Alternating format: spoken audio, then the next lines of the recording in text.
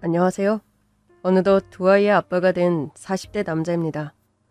저희 아버지는 오래전 작은 공장을 운영하셨습니다.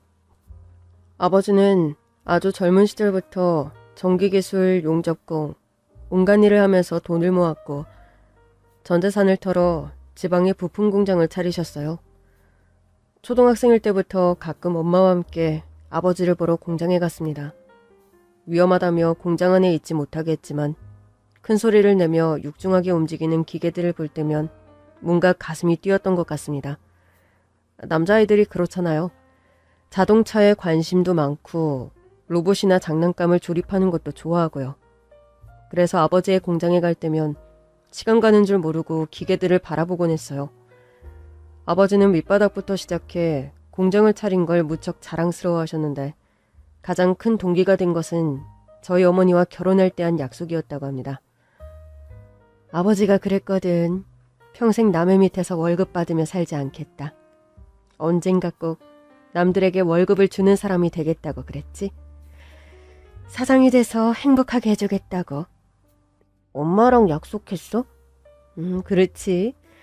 결혼할 때만 해도 네 아버지가 가진 거라곤 튼튼한 몸이랑 넘치는 포부가 전부였거든. 집이 잘 살기를 했나. 모아둔 돈이 있기를 하나. 아무것도 없었어. 그런데 눈빛이 선명하고 반짝반짝하는 걸 보니 정말 꿈을 이루겠구나. 마음먹은 걸 반드시 해낼 사람이구나. 그런 생각이 들었지. 아빠가 약속 지켜서 다행이다. 만약 못 지켰으면 엄마는 실망했을 거야? 글쎄, 만약 그렇다 하더라도 누구를 탓하겠니? 선택은 내가 한 건데. 그래도 네 아버지랑 결혼하기를 잘했어. 네 아버지만큼 가족을 끔찍하게 생각하는 사람이 어디 있니? 맞아. 우리 아버지가 최고야. 맞습니다. 어린 시절 아버지는 저의 우상이었어요. 엄마와 아버지가 결혼할 때 외갓집에서 반대를 많이 하셨대요. 좀 더 배운 남자, 조건 좋은 사람 많은데 하필 하는 일이라는 게 몸으로 때우는 것밖에 할 줄 모르는 사람이랑 결혼을 하냐고요. 엄마는 그 반대를 무릅쓰고 아버지와 결혼을 했고 아버지는 그렇게 자신을 믿어준 엄마를 생각하며 열심히 일을 하셨대요. 제가 유치원생이 되었을 때 처음 공장을 세우셨는데 공장이 잘 되었습니다. 그래서 초등학교 시절 저는 나름 유복하게 지냈습니다. 장난감이나 갖고 싶은 것도 많이 사주셨고 한 달에 한 번은 좋은 식당에 가서 외식을 할 정도로요. 하지만 사치를 부리거나 하지는 않았습니다. 성공하기 전까지 아끼고 어렵게 살며 돈을 모으셨기 때문에 그런 게 두 분 다 몸에 배었기 때문이죠. 아버지는 가정도 소중하게 여기며 아끼는 분이었지만 공장에서 일하는 직원들도 가족같이 생각하며 잘 대해주셨어요. 임금 문제에 관련해서도 그 옛날 체계적이지도 않고 법도 미비했는데 혹여나 발주가 급해서 야근을 하게 되거나 하면 어김없이 수당을 챙겨주셨습니다. 공장에서 일하던 직원들은 다 아버지를 무척 따르고 좋아하셨어요. 가끔 제가 공장에 가면 엄청 귀여워해 주시면서요. 초등학교 6학년, 딱 그때까지가 행복했던 시절이었습니다. 사실 낌새가 조금씩 있기는 했어요. 그 시기 아버지 얼굴에 근심이 서릴 때가 많았거든요. 저에게 자세한 걸 이야기해주지 않았지만 엄마랑 아버지가 하는 대화를 들으면 뭔가 문제가 있는 것 같았습니다. 이게 그냥 우리만의 문제가 아니고 업계 전체의 문제라서 해결이 쉽지 않을 것 같아. 그럼 어떻게 해요? 어떻게든 새로운 거래처 뚫고 버티면서 돌파구를 찾아봐야지. 여보, 운영은 이대로 해도 되는 거예요? 지난달 대금도 못 받았는데 직원들 월급은 그대로고 계속 이렇게 되면 어떻게 해야 할지. 나 하나 믿고 초창기부터 함께한 사람들도 있는데 어떻게 나가라는 소리를 하겠어? 내가 못 가져가는 한이 있어도 버티는 동안 직원들 월급은 줘야지. 새로운 거래처를 뚫기 위해 온갖 곳을 다니셨던 아버지. 그전까지 일절 외박 같은 게 거의 없었는데 전국을 돌아다니느라 집에 못 들어오실 때가 많았습니다. 그러나 업계 전반이 침체기였습니다. 이미 제작한 완성품은 발주가 안 되어 고스란히 재고로 쌓여갔고 이미 납품한 물건들의 대금은 계속 밀리기 시작하고 그 상황에서 1년을 넘게 버텼거든요. 정말 어쩔 수 없이 직원들을 조금 내보내야 했지만 데리고 있는 분들에게는 밀리지 않고 월급을 주면서요. 돌파구를 찾으려 갖은 노력을 했지만 한번 무너진 이후 다시 일어서기가 쉽지 않았습니다. 제가 중학교 3학년이었을 때 결국 아버지의 공장은 문을 닫게 됐어요. 문을 닫기 전 다시금 재기를 해보려고 빚을 얻은 상황이었거든요. 집기를 헐값에 처분하게 되고 공장 철거에 드는 비용, 부지도 대출이 끼어 있었고 순식간에 상황은 최악을 맞이하게 되었습니다. 마치 도미노처럼요. 하나의 블록이 쓰러졌을 뿐인데 연달아 모든 블록이 쓰러지는 상황이었죠. 마지막 정리를 할 때까지도 직원들 임금을 주셨는데 문을 닫고 그분들을 내보내게 되며 아버지는 많이 우셨습니다. 미안한 마음이 크다고요. 그때 저희 집은 이사를 가게 됐어요.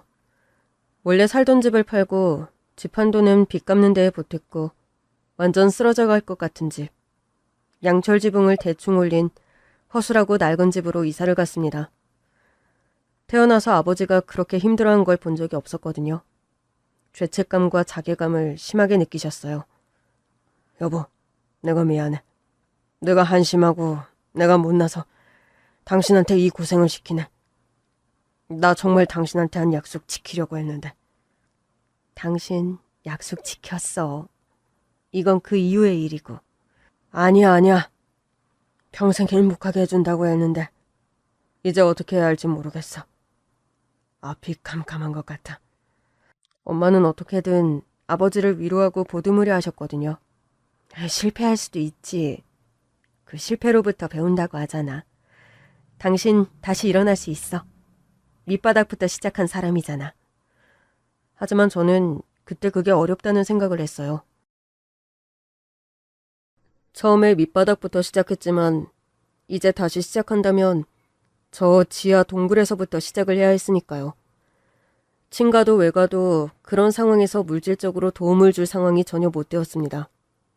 어떻게든 빚을 해결하고 살아보려고 했는데 빚을 못 갚고 밀리게 되자 인내심을 잃은 빚쟁이들이 집으로 찾아와 행패를 부리기 시작했어요. 학교 갔다가 집에 돌아왔는데 마당에 온갖 살림집기가 나뒹굴며 엉망이 되어 있고 머리채를 잡혔는지 머리가 산발이 된 엄마가 바닥에 주저앉아 울고 있었습니다. 엄마 괜찮아요? 영준이 왔구나. 누가 이랬어? 어떤 놈들이 이랬어? 엄마를 일으켜 세워 방에 모시고 어질러진 집기들을 치웠습니다. 아버지는 집을 비운 상태였고요. 그런데 빚쟁이들의 방문은 한 번에서 끝나질 않았어요. 한 달에 한 번꼴로 찾아왔고 저는 학교에 가 있을 동안에도 혹시나 빚쟁이들이 찾아왔을까 마음을 졸이며 보냈습니다. 그런 일이 계속되자 아버지는 결단을 내리셨어요. 더 이상 가족들을 괴롭히게 둘 수 없다고 하셨죠.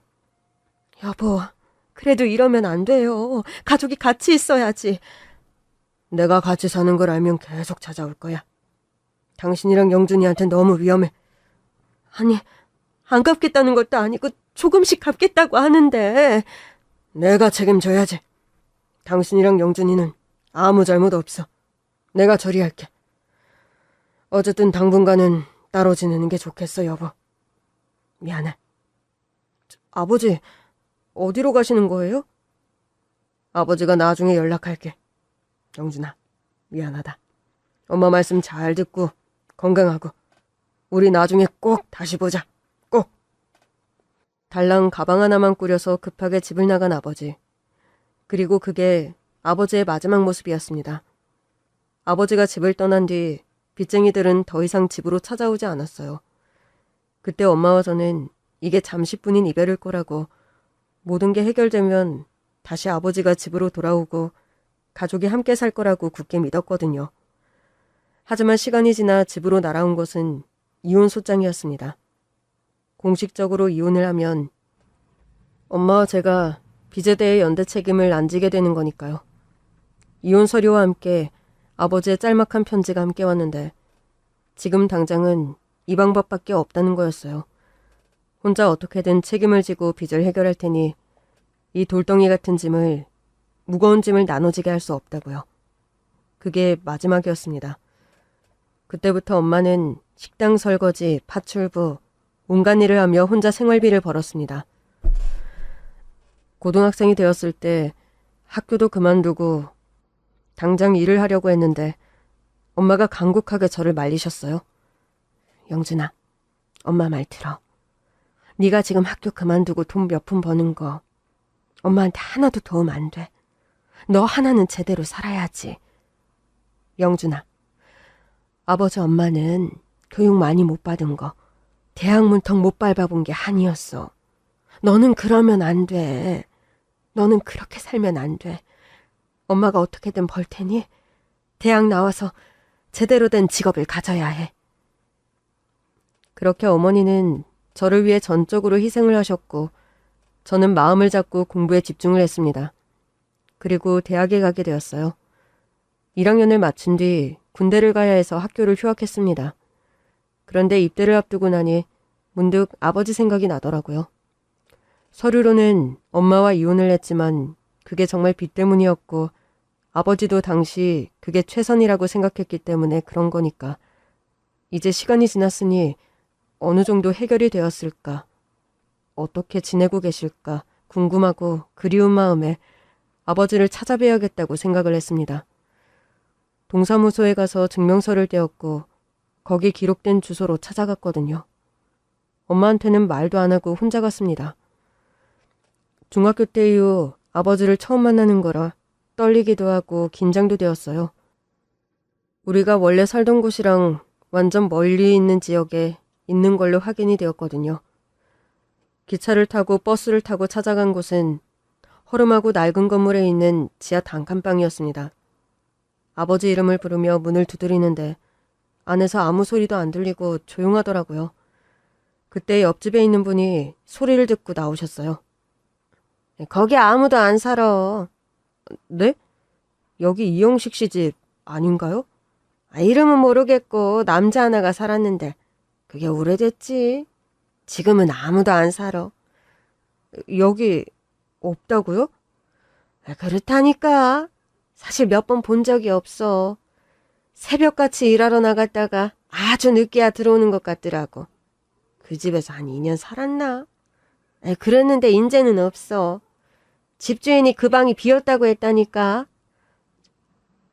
혹시 어디로 갔는지 아시나요? 나야 모르지. 그 사람이 말을 한 것도 아닌데. 말수도 별로 없었고 조용조용한 양반이었어. 그 문 앞에 쌓여있는 잡동사니 그걸 두고 간 것 같은데 뭐 단서라도 될 만한 게 있나 찾아보든가. 이웃 어르신의 말을 듣고 쌓여있는 물건들을 봤는데 이렇다 할 건 없었습니다.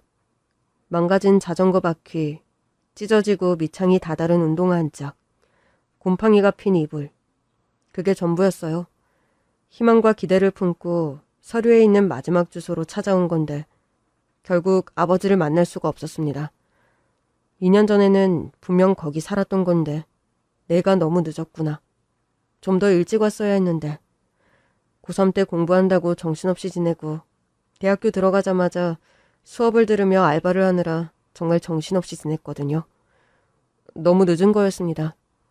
만약 아버지를 다시 보게 된다면 엄마한테도 말씀을 드리려고 했고 어쩌면 예전처럼 우리가 다 같이 살 수 있지 않을까. 그런 상상을 했는데 그 바람은 부질없이 흩어져 버렸죠. 그렇게 행방을 모른 채 입대를 했습니다. 군대에 가니 오히려 마음이 편하더라고요. 밥이 꼬박꼬박 나오고 규칙적인 생활이 저에게 잘 맞았어요. 무사히 전역을 냈고 복학을 했습니다. 그때까지도 어머니는 식당 설거지 일을 하고 계셨는데 하루빨리 졸업을 하고 취업을 해야겠다는 생각뿐이었어요. 알바를 하면서 취업 준비를 했고 1년의 준비 끝에 저는 회사에 들어갈 수가 있었습니다. 장하다 우리 아들. 엄마, 이제 저도 어엿한 직장인이고 돈 버니까 걱정 마세요. 점점 나아질 거예요. 그 후로 5년간 회사에 다니며 악착같이 돈을 모았습니다. 그렇게 정신없이 일하고 돈을 모으는 사이 어느덧 나이는 30이 되었죠. 그때까지 제대로 된 연애 한번 못 해봤거든요. 짧은 만남은 있었지만 워낙 집 사정이 그렇고 마음의 여유가 없다 보니 잘 안 되더라고요. 그런데 당시 같은 회사에 다니던 친한 입사 동기가 저한테 꼭 소개시켜주고 싶은 사람이 있다는 거예요. 야, 너도 이제 30이야. 결혼 생각하면 슬슬 사람도 만나고 해야지. 평생 혼자 살 거 아니잖아. 결혼이라 내가 결혼 같은 거 할 수 있을까? 네가 뭐가 부족해서 그러냐? 번듯한 직장 다니지, 얼굴 훤칠하지, 마음 착하지. 내가 웬만해서는 이런 말 잘 안 하는데 몇 년간 지켜본 너는 진국이다, 진국. 남자가 봐도 괜찮은 녀석이라니까. 그리고 그런 너한테 딱 어울리는 여자가 있어. 내 동생의 친구인데 진짜 괜찮은 여자야. 직업도 공무원이다. 엄청 안정적이잖아. 나이도 너보다 2살 어리고. 딱이지? 야, 이렇게까지 말하는데 한번 만나보긴 해라. 같은 회사 직원이었지만 입사 때부터 쭉 같이 다닌 터라 거의 친구처럼 지내는 동기였거든요. 사실 집안도 별 볼 일 없고 가진 것도 많이 없는 저를 괜찮은 사람이라고 생각해준 게 고마워서 그 친구를 봐서 소개를 받기로 했습니다. 그리고 소개받는 당일 사실 큰 기대 없이 나가는데 멀리서 걸어오는 그 여자를 본 순간 저는 한눈에 반하고 말았어요. 왜 그런 건지 무엇 때문인지 뭔가 설명을 할 수는 없었는데 아마도 내가 평생을 꿈꿔온 이상형이 있다면 그게 바로 저 여자구나. 그 여자가 걸어오는 걸 보는데 본능적으로 그런 느낌이 들었거든요. 긴장이 하나도 안 되는데 갑자기 심장이 떨리더라고요. 단아한 외모, 차분한 말투, 서글서글한 미소. 정말 100% 제 이상형에 가까운 여자였습니다. 그리고 대화를 나누는데 처음 만난 사람이랑 보내는 시간이 이렇게 편안할 수 있을까 하는 생각이 들 정도로 너무 잘 통하는 거예요. 화려하게 꾸미는 스타일도 아니었고 오히려 소박한 이미지였는데 왜 동기 녀석이 꼭 만나보라고 했는지 저랑 잘 어울린다고 했는지 알 것 같았어요. 첫 소개팅 이후 바로 애프터 신청을 했고 그 여자분도 제가 나쁘지 않았는지 수락을 했습니다. 그렇게 나이 30이 되어 처음으로 하게 된 진지한 연애. 그 사람으로 인해 세상이 완전 다르게 보였어요. 뭐랄까, 그냥 모든 게 아름답게 보이더라고요. 저는 그 여자에게 아주 단단히 빠져버렸습니다. 우리는 1년을 만났고 사계절을 함께 보낸 저는 이 여자와 평생을 함께하고 싶다는 생각을 했습니다. 그즈음 우리는 서로에 대해 깊은 이야기를 나눴거든요. 사실 여자도 저만큼이나 순탄하지 않은 삶을 살아왔더라고요. 가슴 아픈 이야기였는데 어릴 때 사고로 부모님을 일찍 여인 뒤 할머니 손에 자랐다고 했습니다. 초등학생일 때부터 여자친구를 키워준 할머니는 몇 년 전 세상을 떠나셨다고 했어요. 사실 부모님에 대한 기억은 이제 거의 안 나거든. 너무 어렸을 때라서. 그때부터 내 세상은 할머니가 전부였어. 할머니가 안 계셨다면 지금의 나는 없었을 거야. 그래도 돌아가시기 전에 나 공무원 됐다고 그 모습을 보게 됐다며 엄청 기뻐하셨거든. 편안히 가셨어. 그리고 가실 때 곁을 지켜드릴 수 있었고. 지금 생각해도 그게 너무 다행이라고 생각해. 알뜰하고 꼼꼼한 성격의 여자친구. 일찍이 공무원이 되어 할머니를 모시며 착실하게 돈을 모으며 살아온 여자였습니다. 저도 직장 생활을 오래하며 돈을 모아두었고 청약 통장도 꾸준히 유지하고 있었거든요. 시작은 그냥 작게 하더라도 언젠가 아이도 낳고 당첨되면 내 집 마련도 하고 여자친구를 만나면서 처음으로 보통 사람들이 생각하는 목표, 꿈을 갖게 되었어요. 여자친구에게 진심 어린 청혼을 했고 여자친구는 흔쾌하게 제 청혼을 받아주었습니다. 이후 어머니께 말씀을 드렸고 여자친구가 저희 어머니께 인사를 하러 오게 되었어요. 어서 와요. 영준이한테 이야기 많이 들었어요. 안녕하세요. 김선주라고 합니다. 말로 들었던 것보다 너무 단아하고 고운 아가씨네요.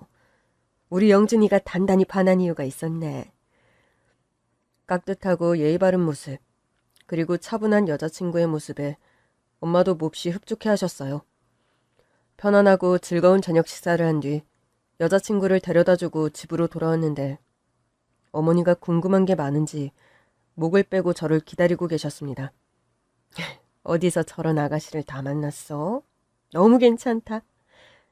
그치 엄마? 나도 신기해. 회사 동기 여동생의 친구거든. 동기 녀석이 계속 만나보라고 했는데 사실 처음엔 별 생각이 없었어. 1년을 만났다고? 네.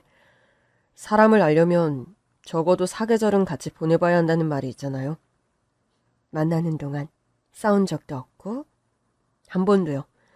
나도 정말 이렇게 잘 맞는 사람이 있구나 신기할 정도였어요. 그리고 전에 말씀드렸죠? 선주 고생 많이 하면서 살았다고. 그래, 할머님 손에서 자랐다고 네가 지난번에 이야기했지. 할머님은 같이 사시는 거니? 딸처럼 키운 손녀딸인데 결혼하면 혼자 지내셔야 하잖아. 설마 할머님을 모시고 살아야 하거나 그런 거 아니지? 아니에요. 손주 키워주신 할머니는 몇 년 전에 돌아가셨대요. 어머, 그래? 그럼 정말 가족이 아무도 없는 거네. 맞아요. 결혼하면 내가 가족이 되는 거죠. 뭐 일반하는 건 아닌데 보통 어린 시절 힘들고 불우하면 잘못된 길로 엇나가고 그런 경우가 많잖아요. 근데 선주는 아니에요.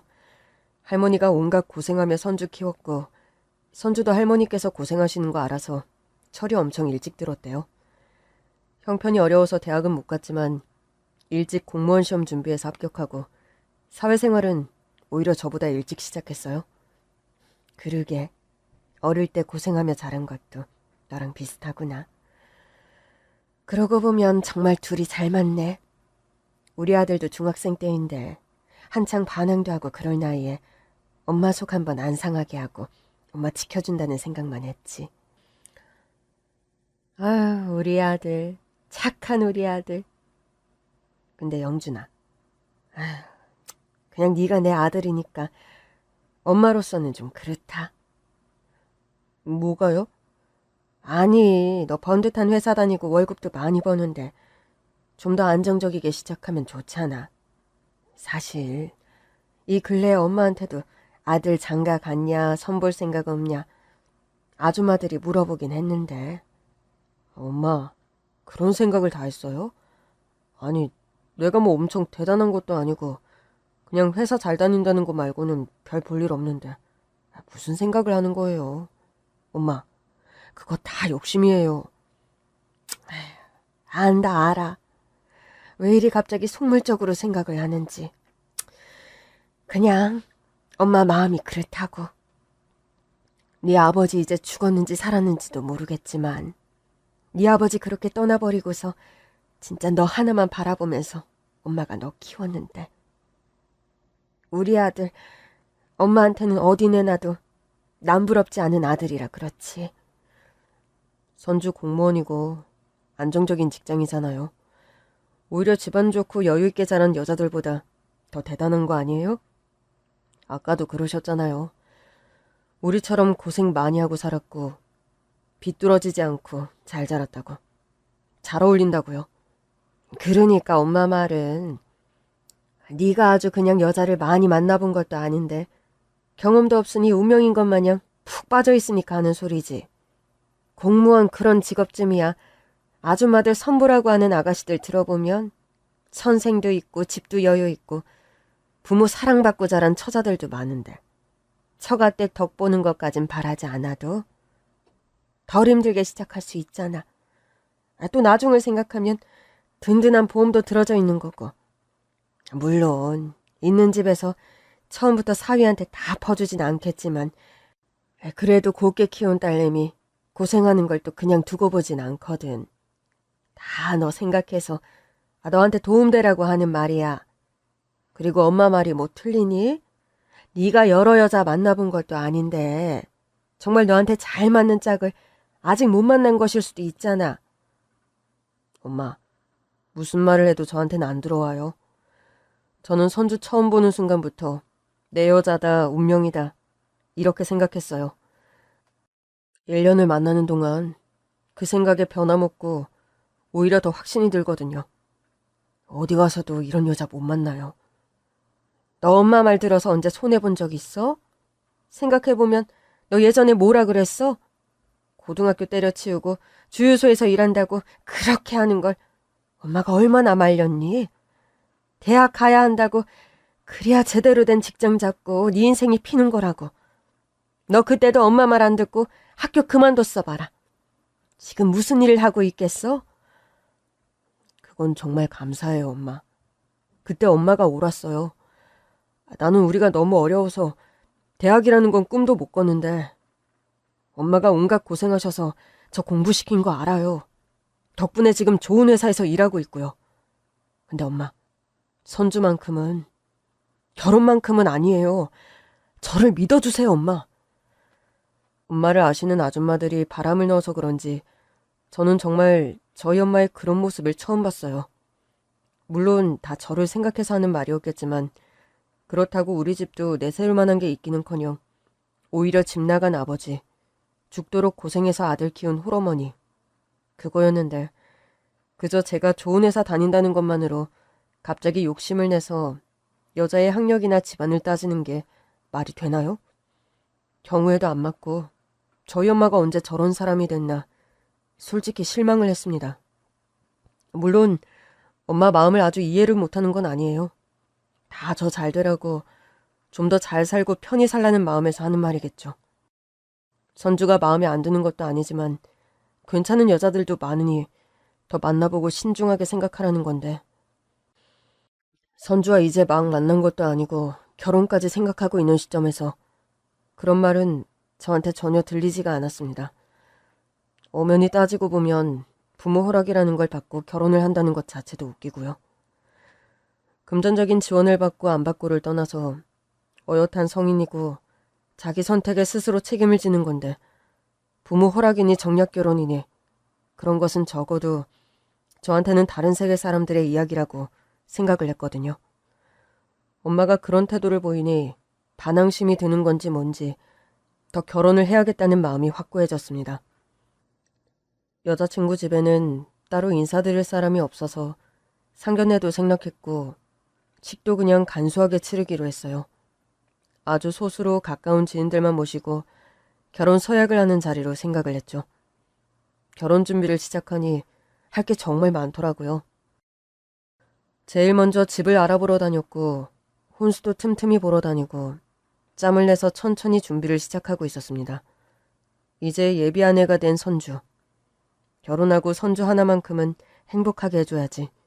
그런 결심을 하니 책임감도 느껴지고 실감이 나더라고요. 그러던 어느 날 퇴근 시간이 가까워져 오는데 어머니한테 전화가 계속 오는 거예요. 무슨 급한 일인가 해서 바로 통화를 했는데 어머니가 상상하지도 못했던 말을 하는 거였습니다. 엄마가 예비 아내가 일하는 직장에 갔다가 말도 안 되는 장면을 보았다고 하더군요. 영준아, 너 마음 단단히 먹어. 그애 보통 아니야. 무슨 말씀이세요? 엄마, 선주 직장에 찾아가셨어요? 언제 집에 오니? 이야기 좀 하자. 정말 이건 아닌 것 같아. 결혼할 예비 아내가 보통이 아니라며 못 볼 것을 봤다고 난리를 치는 어머니. 결혼을 다시 생각해봐야 한다는 어머니의 당부에 혼란스러웠지만 저는 직접 알아보기로 결심을 했죠. 그리고 예비 아내의 뒤를 밟아 모든 걸 알아낸 후 저는 엄마에게 달려가 이 결혼을 꼭 해야 한다고 말했습니다. 먼저 저희 어머니가 목격하고 기겁을 한 상황에 대해 이야기를 들었는데 저도 몹시 당황스럽더군요. 아니, 내가 일부러 찾아간 건 아니고 그 근처에 마침 볼 일이 있어서 갔는데 가고 보니 세상에나 선주가 일한다는 그 동사무소가 딱 눈에 보이는 거 아니니? 일부러 찾아간 건 아니고요? 아니라니까. 예전에 그 동네 동사무소 일한다고 하길래 그런가 보다 하고 넘겼는데 약속 장소 찾아가다 보니 그 동사무소가 딱 보이는 거야. 점심시간이라 자리를 비웠으려나 싶다가도 또 연락 없이 내가 가면 놀라지는 않을까 고민하다가 내가 그 동네 자주 가는 것도 아닌데 또 언제 이렇게 보려나 싶어서 제과점 들러서 빵이랑 시원한 음료수랑 사서 들어갔어. 간단히 얼굴만 보고 가려고 했지. 근데 세상에나 난 그런 거 처음 봤다. 복도에서 선주캐가 딱 봐도 지 상사처럼 보이는 사람한테 막 화를 내면서 뭘 따지고 있더라니까. 난 중간부터 들어서 상황은 몰라. 근데 영준아, 선주가 한참을 어린데 그렇게 직장 선배한테 맞다이를 뜨려고 하는 게 맞는 거니? 너 뭐라 그랬어? 선주 걔가 그렇게 조신하고 참하고 착하다고 그랬지? 너네 만나는 동안 싸운 적 한 번도 없다고? 세상에, 난 걔가 그 직장 어른한테 그렇게 불같이 화를 내는 걸 보고 저게 성질머리가 보통이 아니구나. 여지껏 너한테 그런 본성을 숨기고서 조신한 척, 얌전한 척, 착한 척을 다 했구나 싶더라니까. 그럴 리가 없어요. 선주가 어른한테 얼마나 잘하는데요. 걔가 그렇게 함부로 화를 내고 그러는 애가 아니에요. 저는 선주가 목소리 한번 높이는 걸 본 적이 없는데요. 영준아, 아주 눈에 콩깍지가 씌어가지고 지금 아무것도 안 보이는 것 같아. 완전 눈뜬 장님이니 뭐니 그게. 결혼이라는 건 평생을 함께 하겠다고 하는 약속인데 결혼하고 나서 본성을 드러내면 너 그때 어떻게 할 거니? 내가 저번에 어디서 뉴스를 봤는데 세상에, 요즘 세상에는 남자들도 집에서 여자한테 맞고 산다고 그러더라. 그게 말이 되니? 아니, 남자나 여자나 그게 중요한 게 아니라 손을 드는 게 나쁜 거죠. 그래, 내 말이 그 말이야. 근데 내가 너를 모르니? 내가 네 엄마로 살아온 세월이 얼만데. 너야말로 완전 착해 빠져가지고 아주 그것이 성질을 부리고 제멋대로 해도 다 그냥 품어주면서 떠받들고 살 거잖아. 아주 눈에 훤히 보여. 물건 던지고 손 쓰는 거 그걸 처음부터 하는 줄 아니? 원래 목소리부터 높아지고 악수고 고함질러 대고 그것부터 시작하는 거야. 그러다가 지분에 못 이기면 이제 막 던지고 화풀이를 하는 거라니까. 내가 정말 아까 낮에 선주 그런 모습을 보는데 어찌나 길길이 뛰면서 화를 내던지 지 성질머리 감당 못하는 애 같더라. 영준아, 이번에도 엄마 말이 맞는 거야. 걔 아닌 것 같아. 부모 없이 할머니 밑에서 컸다고 대견하다 예쁘다. 아휴, 그리 봤는데 그게 아니었어. 지금 생각해보면 아주 조상신이 도운 것 같다. 너도 못 본 그런 모습을 우연히 내가 본 거잖아. 이건 분명히 뜻이 있어. 이 결혼 하지 말라는 뜻이야. 너 그런 성질머리 고약한 여자가 바가지 한번 긁어대기 시작하면 그게 얼마나 사람 피 말리는 일인 줄 아니? 엄마, 가도 너무 가셨어요. 무슨 일인진 모르겠지만 사람이 살다 보면 화를 낼 수도 있잖아요. 무슨 상황 때문에 화를 낸 건지도 못 들었다면서. 그리고 그 화내는 거 한번 봤다고 바가지를 긁내 감정 조절을 못하네. 그런 건 너무 억측이에요. 하지만 저희 어머니는 아주 단단히 확신을 가진 것 같았어요. 예, 이혼보다 파혼이 낫다고 하지 않니? 그 말이 정말 100번 맞아. 늦기 전에 얼른 정리해라. 세상에, 인사하러 갔다가 그 모습을 보고선 사들고 간 거 그대로 들고 나왔다니까. 심장이 어찌나 뛰던지.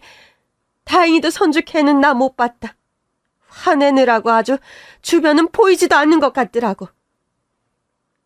그런데 저는 어머니 말을 들어도 그 모습이 전혀 상상이 안 되더라고요. 항상 어른들한테 깍듯하고 예의 바르고, 아니 동사무소에서 그 아줌마 아저씨 할아버지 할머니 민원 상담을 하는 사람인데 그 일을 한두 해 한 것도 아닌데 나이 많은 사람한테 화를 내고 막대했다는 게 도저히 믿기지가 않았습니다. 혼란스러웠지만 어머니 말만 듣고 그냥 결정을 내릴 수는 없었어요. 일단 제 선에서 알아봐야겠다고 생각을 했습니다. 저한테 한 번도 보이지 않는 모습이지만 직장에서의 모습은 제가 전혀 모르는 거긴 했으니까요. 다음날 휴가를 내고 예비한 애가 일하는 동사무소를 찾아갔어요. 모자를 푹 눌러 쓰고 마스크를 쓰고 구석에서 한동안 지켜봤는데 웬걸 예비 아내는 찡그리는 표정 한 번 없이 민원인들을 상대하고 있었어요. 연세 많으신 분들 중에는 그냥 뭐가 안 되고 뭘 모르겠으면 막무가내로 찾아와서 해결해달라고 억지를 쓰는 분들이 계시거든요. 다 그런 건 아니지만 세상에 워낙에 별의별 사람들이 많으니까요. 공무원들의 응대가 조금만 마음에 안 들어도 요즘 민원 폭탄을 그렇게 넣고 사람 정신병 걸릴 때까지 괴롭히는 사람도 있다고 하잖아요. 제가 지켜본 날도 어떤 할아버지 한 분이 악다구니를 쓰면서 뭐가 이리 복잡하냐, 또 어딜 갔다 오라는 거냐 성질을 막 부리시는데 예비 아내는 정말 침착하게 그분을 진정시키고 일을 차근차근 해결해 주었습니다. 그러면 그렇지. 우리 어머니가 뭔가 오해를 하셨나 보다. 제가 아는 선주는 절대 그런 여자가 아니었어요.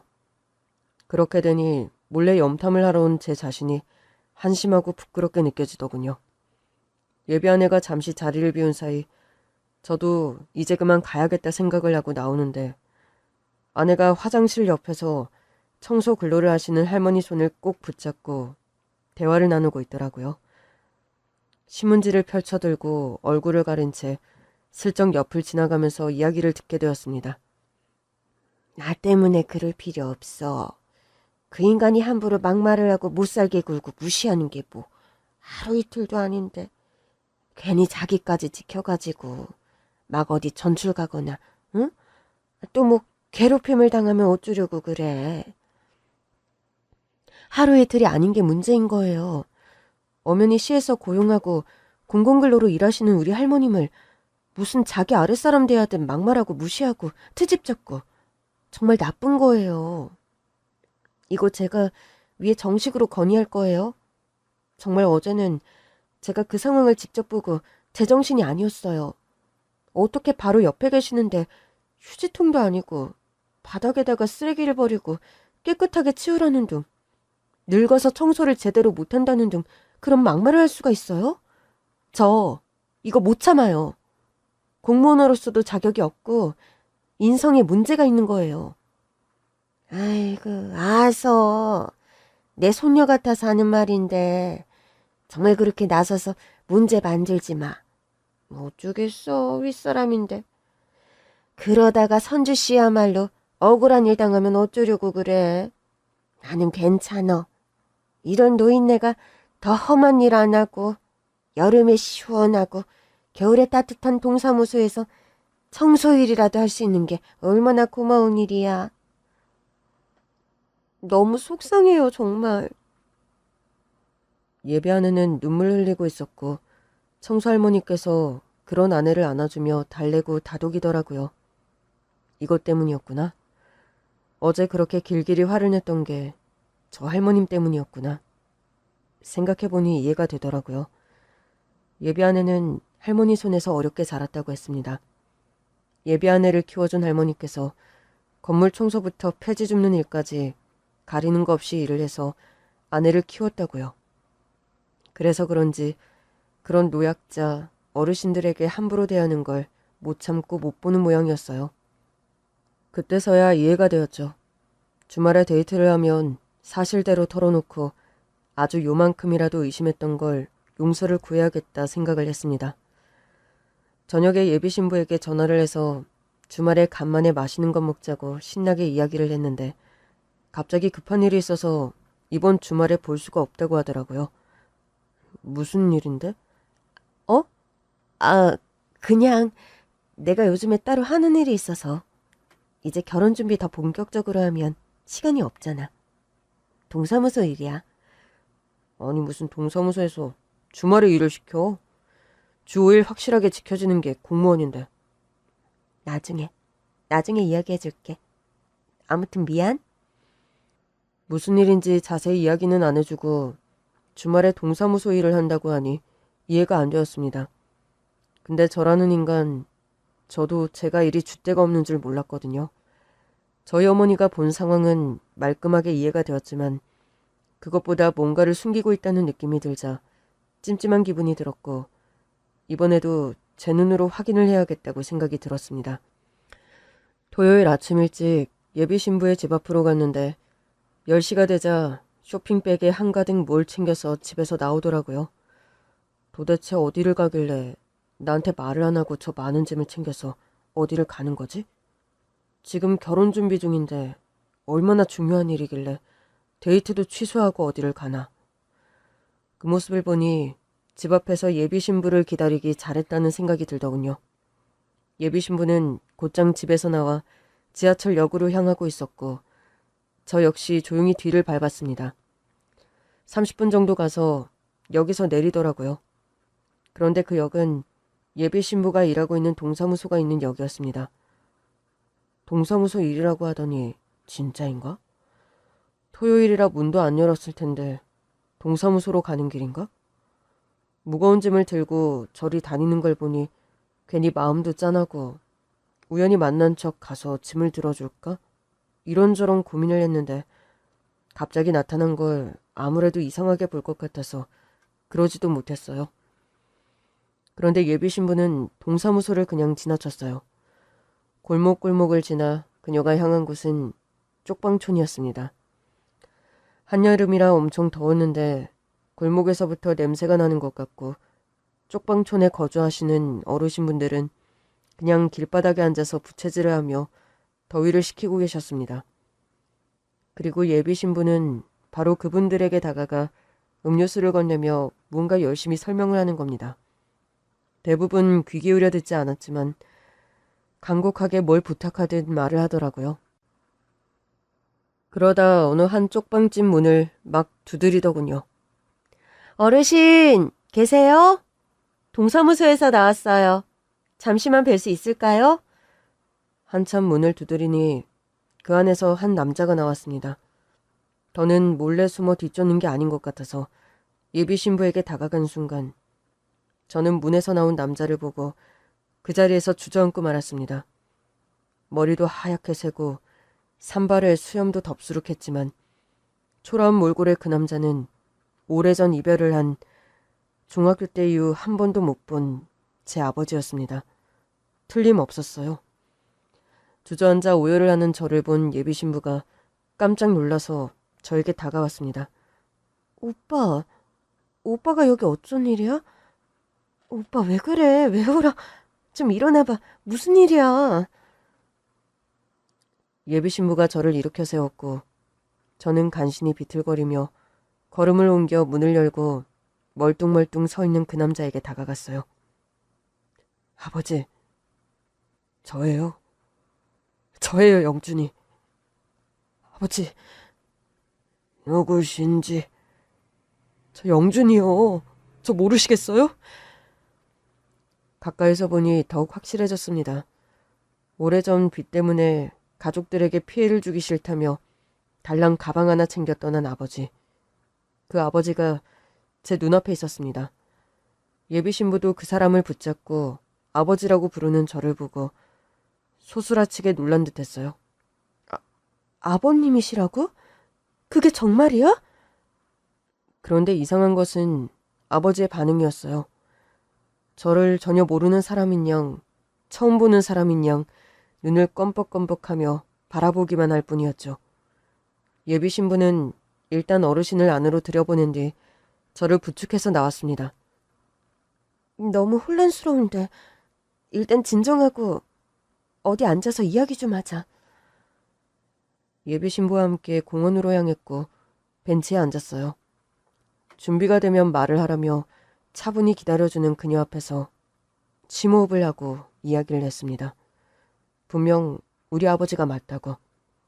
오래전 빚 때문에 가족을 떠났고 나중에 우리가 빚을 떠안게 될까봐 엄마한테 이혼 서류, 미안하다는 편지를 보내고 자취를 감춘 아버지라고요. 딱 한 번 군대 가기 전에 아버지가 있다는 곳으로 찾아갔지만 그곳에 살고 있지 않았고 그 다음에 서류를 떼어봐도 어디 사는지 알 수가 없어 사실 생사조차도 몰랐던 아버지였다고요. 잠잠히 이야기를 듣던 예비 신부가 저를 꼭 안아주었습니다. 많이 힘들었지. 생사도 몰랐다고 하니 얼마나 힘들었을지. 너는 어떻게 된 거야? 설마 그럴 리가 없어. 우리 아버지인 걸 알았다고? 아버지 성함 한번 이야기한 적이 없는데? 몰랐어. 당연히 몰랐지. 알았으면 내가 아까 그렇게 놀랐겠어?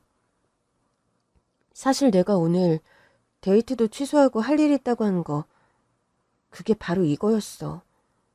무슨 일을 하는 거야? 물론 이게 동사무소에서 시켜서 하는 일은 아니야. 그런데 동사무소에서 오래 일을 하다 보니 정말 복지 사각지대에 있는 분이 너무 많다는 생각이 들었어.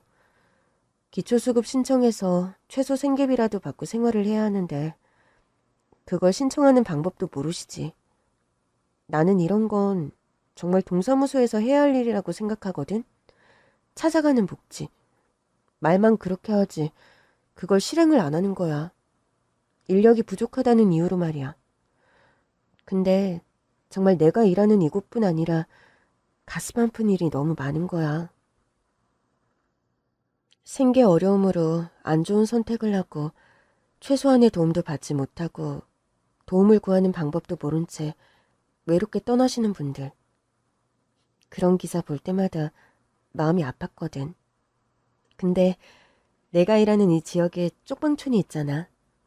내가 있는 곳에서부터 나부터 해보자. 찾아가는 복지, 나라도 나서서 하자. 그 생각을 했어. 근데 근무 시간 중에는 당연히 동사무소 일을 해야 하니 시간을 낼 수 없고 퇴근을 하고는 너무 늦은 시간이라 그렇고 어쩔 수 없이 주말밖에 없는 거야. 여기 쪽방촌에 계신 분들 동사무소에 주거지나 기본적인 서류 등록도 안 되어 있는 분들이 많아. 그런 분들한테 정식으로 서류 접수도 하고 기초 생계비나 의료활동 지원 같은 거 받으시도록 그거 안내를 하고 있었어. 그렇게 말씀을 하고 설명을 드려도 사정이 있다며 고사하시는 분들이 많아. 복잡한 사정이 있는 거지. 어딘가에 가족들이 있는데 가족한테 못 가고 혼자 사는 사람들. 노숙인 분들 중에 정말 많잖아. 쪽방촌에도 그런 분들이 많아. 하지만 나는 정말 우리가 내는 세금이라는 게, 정부 예산이라는 게 이런 분들한테 쓰이는 게 맞다고 생각해. 당연히 이건 개별적인 활동이라 내 수당이나 이런 거 하나도 못 받지만 주말에 몇 분이라도 만나서 설득을 해보자. 적어도 이런 제도가 있다는 건 알려드리자. 그런 마음으로 시작한 거야.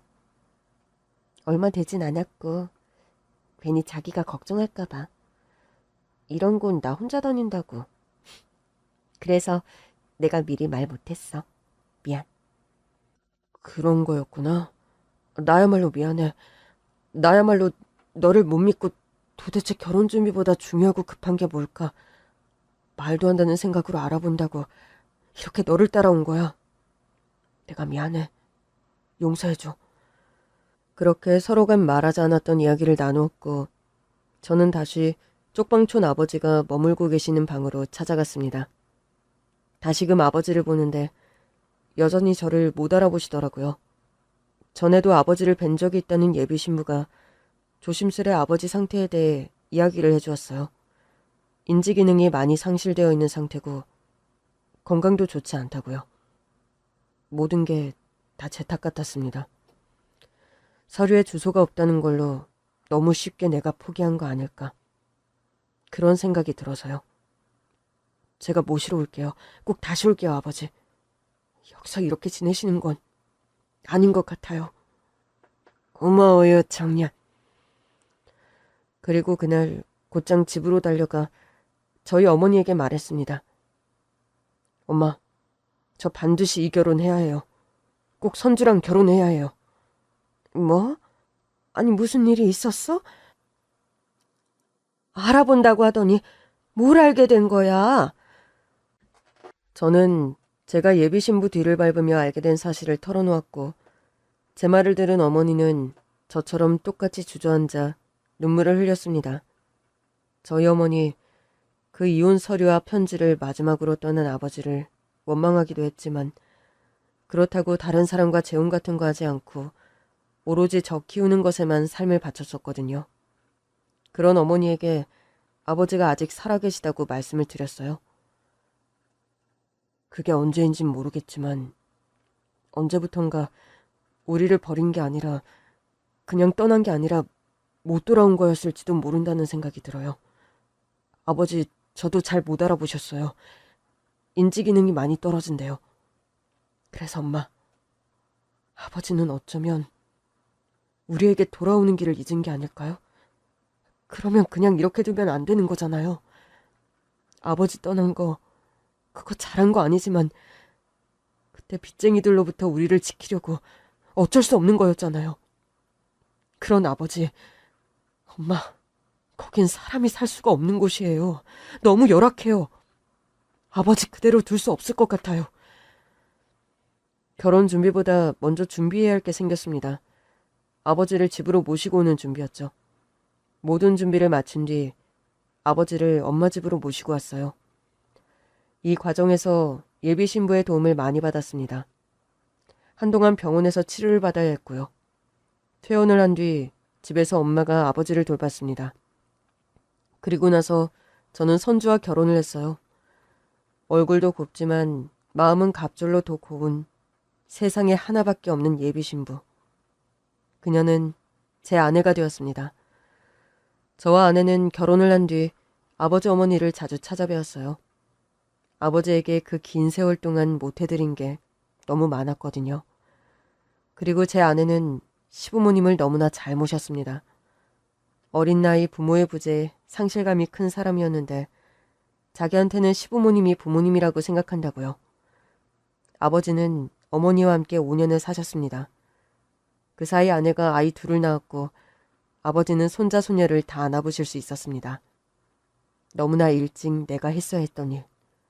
너무나 늦었지만 그래도 가시기 전에 아버지를 집에 모시고 치료해드리고 외롭게 떠나지 않게 곁을 지킬 수 있었던 게 얼마나 다행인지요. 양지 바른 곳에 아버지를 모셨습니다. 그리고 이 결혼을 반대했던 우리 어머니는 저의 아내를 무척 아끼고 딸이라고 생각하십니다. 고부 사이가 이렇게 좋을 수 있을까? 옆에서 보는 제가 신기할 정도로요. 우리 선재는, 우리 예쁜 며느리, 우리 딸은 복덩이야, 복덩이. 하늘에서 내려온 천사야. 영준아, 선주한테 항상 잘해라. 고생시키지 말고 행복하게 해줘야지. 내가 엄마 아들이 아니라 선주가 엄마 딸 같고 내가 꼭 사위 같네. 영준이 너한테도, 특히 선주한테는 내가 평생 은혜를 입은 것 같다. 엄마가 힘닿는 데까지 너희들 도울 거야. 그저 내가 이제 바라는 건 애들 잘 키우면서 너희들 행복하게 사는 것밖에 없다. 복덩이, 천사. 저희 엄마가 제 아내를 볼 때마다 하는 이야기인데요. 정말 그 말이 맞습니다. 세상 어디에 이런 사람이 있을까요? 두 아이의 엄마이자 제 아내인 김선주. 선주야, 많이 사랑한다. 내가 잘할게. 이 자리를 빌어 아내에게 표현을 하고 싶었습니다. 저희 가족의 이야기를 들어주셔서 감사합니다.